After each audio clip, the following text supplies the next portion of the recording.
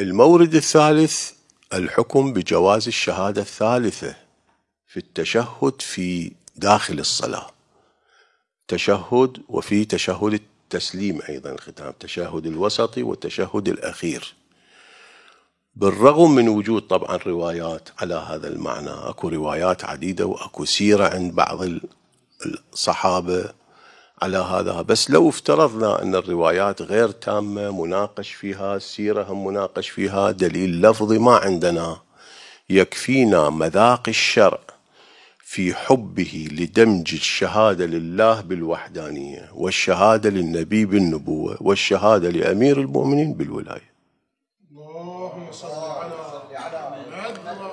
هذا في كل الأدلة اللي نراجعها، ما يتعلق بالدنيا، ما يتعلق بالقبر، ما يتعلق بالآخرة، ما يتعلق بالجنة، في كل الموارد النصوص أكدت على ضرورة الجمع بين هذه الشهادات الثلاث.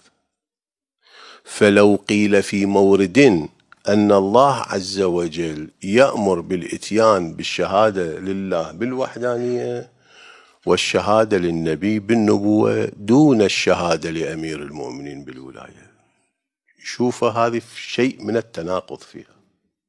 كل من يحيط علم بالنصوص الواردة في الشريعة يفهم وقوع هذا التناقض، يدرك وقوع هذا التناقض.